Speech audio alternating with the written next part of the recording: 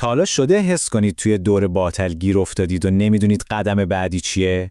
خب شما تنها نیستید. امروز میخوایم با هم یه راهنمای قدم به قدم و خیلی کاربردی رو بررسی کنیم که از دل کتاب پرفروش طراحی زندگی شما نوشته بیل برنت بیرون اومده. این راهنما به همون کمک میکنه چطور از این بنبست‌ها خارج بشیم و یه زندگی هدفمند برای خودمون بسازیم. همه ما این حس رو تجربه کردیم، نه؟ روزها شبیه هم میشن، انگیزه کمرنگ میشه و انگار داریم روی یه تردمیل میدویم که به هیچ جا نمیرسه.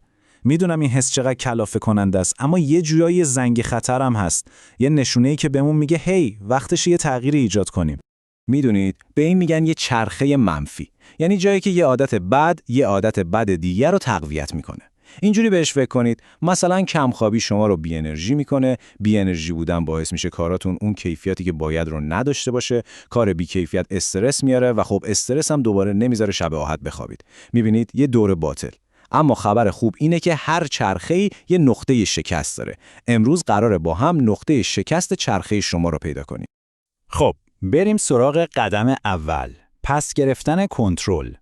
شاید باورتون نشه اما سفر مرتب کردن ذهن از یه جای خیلی خیلی ساده شروع میشه. مرتب کردن اتاقتون. چرا؟ بیایید با هم ببینیم. ببینید این قدم‌ها چقدر ساده به نظر میان، اما قدرتشون دقیقاً توی همین سادگیه. وقتی روزتون رو با مرتب کردن تختتون شروع می‌کنید، در واقع دارید به مغزتون یه سیگنال واضح میفرستید که هی کنترل اوضاع دست منه. من خودم یادمه وقتی این کار رو شروع کردم، همین موفقیت‌های کوچیک روزانه یه حس خیلی خوبی بهم میداد و همین زمینه رو برای تغییرات بزرگتر آماده کرد. این جمله واقعا همه چیز رو خلاصه میکنه. محیطی که توش زندگی میکنید آینه زندگی شماست. همین الان یه لحظه به اطرافتون نگاه کنید. فضایی که توش هستید بهتون انرژی میده یا انرژیتون رو میگیره. اولین قدم برای به دست گرفتن کنترل ساختن محیطیه که از شما حمایت کنه، نه اینکه بر علیه شما باشه. خیلی خوب، حالا که به آشفتگی فیزیکی سر و سامونی دادیم، وقتشه که با آشفتگی ذهنی روبرو بشیم. اینجا دقیقاً همون جاییه که ما با دیوارهای نامرئی برخورد میکنیم. همون دیوارهایی که ما رو توی چرخه منفی نگه میدارن. برای شکستن این دیوارها میریم سراغ رویکرد فوق‌العاده تفکر طراحی از بیل برنت. ریشه اصلی این مشکل توی ذهن ما چیزیه به اسم باورهای ناکارآمد. اینها داستانهایی هستن که ما به خودمون میگیم و اینقدر تکرارشون میکنیم که باورشون میکنیم. در حالی که در واقع مثل یه لنگر عمل میکنن و ما رو عقب نگه میدارن. جمله‌هایی مثل من هیچ وقت موفق نمیشم یا دیگه برای تغییر خیلی دیره براتون آشنا نیست. بیایید چند تا از رایج‌تریناشون رو با هم بشکافیم. یکی از بزرگترین و البته غلط‌ترین باورها اینه که باید اون علاقه اصلیت رو پیدا کنی. انگار زندگی یه جور گنجیابیه و ما باید دنبال اون یه دونه گنج بگردیم.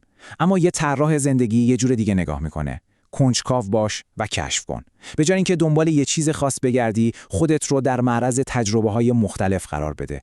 به یه چیزی فکر کنید که همیشه دوست داشتید امتحانش کنید. خب از همونجا شروع کنید. و حالا این آمار رو ببینید که چقدر جالبه. این نمودار نشون میده که چرا اون باور علاقه واحد انقدر اشتباهه. تحقیقات میگه کمتر از 20% مردم یه علاقه مشخص و واحد دارن.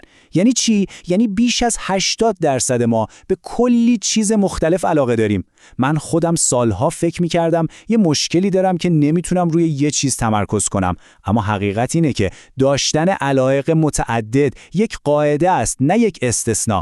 باور غلط بعدی یه تله خیلی خطرناکه، تله مقایسه. من از بقیه عقب افتادم. اما زندگی که مسابقه نیست. ذهنیت طراح بهمون یادآوری میکنه که از جایی که هستی شروع کن. همین الان یه لحظه وقت بذارید و از وضعیت فعلی خودتون یه لیست بنویسید. چه مهارت‌هایی دارید، چه منابعی در اختیار دارید. این و فقط همین تنها نقطه شروع معتبر برای شما. یه نکته کلیدی توی بازسازی ذهنیت اینه که یاد بگیره مشکلاتمون رو دسته‌بندی کنیم. بیل برنت یه مفهوم جالب رو معرفی میکنه به اسم مشکلات گرانشی. اینها واقعیت‌های زندگی هستند که ما نمیتونیم تغییرشون بدیم. درست مثل خود نیروی جاذبه. مثلا وضعیت اقتصادی کشور یه مشکل گرانشیه. جنگیدن باهاش بیفایده است و فقط انرژی ما رو میگیره. به جاش با پذیرفتن اون میتونیم انرژیمون رو روی مسائلی متمرکز کنیم که واقعا دست ماست و قابل حل هست. خب بعد از مرتب کردن محیط و ذهنمون میرسیم به بخش هیجان انگیز ماجرا. قدم سوم، طراحی چند آینده. اینجا قراره یاد بگیریم که زندگی رو مثل یه نقشه با کلی مسیر مختلف ببینیم، نه یه جاده یک طرفه با یه مقصد از پیش تعیین شده. به جای اینکه سعی کنیم یه نقشه بی‌نقص و کامل برای تمام عمرمون بکشیم، تفکر طراحی ما رو تشویق میکنه که 3 تا نقشه اودیسه 5 ساله برای خودمون طراحی کنیم. چرا اودیسه؟ چون زندگی درست مثل سفر پرماجراهای اودیسه توی اساطیر یونان پر از پیچ و خم‌های غیرمنتظر است و این نقشه‌ها به ما کمک میکنن که آماده این سفر باشیم. این 3 تا نقشه اینجوری تقسیم میشن. نقشه اول ادامه مسیر فعلی شماست اما یه نسخه بهتر شدهش. نقشه دوم مسیر جایگزینه، یعنی اگه مسیر فعلیتون به هر دلیلی دیگه ممکن نباشه چیکار میکنید. و نقشه سوم مسیر جسورانه شماست، همون کاری که اگه پول و قضاوت دیگران اصلاً مطرح نبود انجامش میدادید. پیشنهاد میکنم همین الان ویدیو رو متوقف کنید و چند تا ایده اولیه برای هر کدوم از این نقشه ها روی کاغذ بیارید. حالا برای اینکه این نقشه ها فقط روی کاغذ نمونن، باید اونا رو به هدفهای عملی تبدیل کنیم. این چند تا اصل رو یادتون باشه. اهدافتون باید واقعی باشن، باید شما رو هیجان زده کنن، نه بقیه رو. سعی کنید بیشتر از 3 تا هدف بزرگ همزمان نداشته باشید و از همه مهمتر اونها رو بنویسید و جایی بذارید که هر روز ببینیدشون.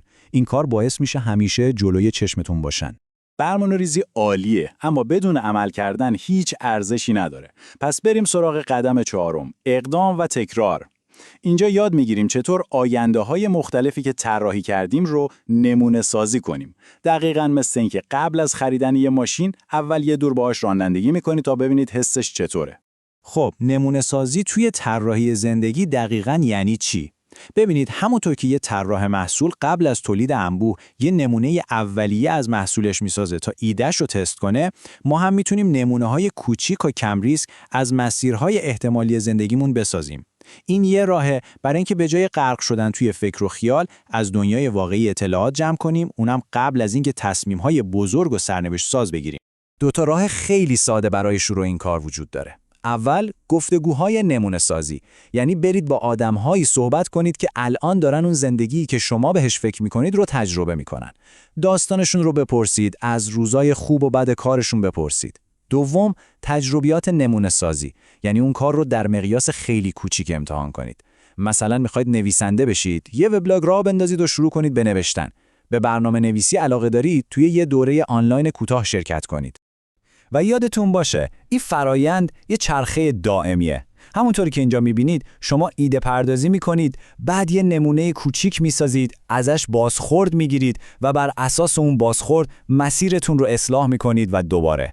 این چرخه رو مثل یه چرخ تیار در نظر بگیرید. هر دور چرخش بهش شتاب بیشتری میده و شما رو قدم به قدم به زندگی که واقعا دوستش دارید نزدیکتر میکنه.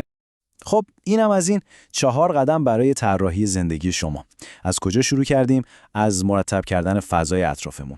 بعد باورهای محدود کنندمون رو به چالش کشیدیم، چند تا آینده مختلف برای خودمون طراحی کردیم و یاد گرفتیم چطور اونها رو نمونه سازی کنیم. اما نکته کلیدی که باید به خاطر بسپارید اینه که این یه راه حل یکباره نیست. این یه پروژه بی‌پایان. مهمترین نکته همینه. طراحی زندگی یه فراینده، نه یه مقصد. قرار نیست به یه نقطه پایان برسید که همه چیز تموم بشه. شما دارید یه جعبه ابزار و یه ذهنیت میسازید که بهتون اجازه میده با هر چالشی توی زندگی سازگار بشید و رشد کنید. خودتون رو مثل باغبان زندگی خودتون ببینید. همیشه در حال رسیدگی، هرس کردن و کاشتن بذرهای جدید. و به نظرم این جمله از بیل برنت همه چیز رو به بهترین شکل ممکن جمع‌بندی میکنه. کنجکاو شو، با مردم حرف بزن، چیزهایی رو امتحان کن، در نتیجه یک زندگی خوب و شاد طراحی خواهی کرد. بیایید یه لحظه روی این جمله مکث کنیم. کنجکاو شو، با مردم حرف بزن، چیزهایی رو امتحان کن. به همین سادگی و به همین قدرتمندی. و در پایان این بررسی ما با یه سوال برای خود شما تموم میشه. با تمام چیزهایی که با هم دیدیم و شنیدیم، اولین قدم کوچیک شما برای طراحی دوباره زندگیتون چی خواهد بود؟ لازم نیست یه قدم بزرگ و ترسناک باشه. فقط اولین قدم. قدم خودتون رو توی قسمت نظرات با ما و بقیه به اشتراک بذارید و بیاید این سفر رو با هم شروع کنیم.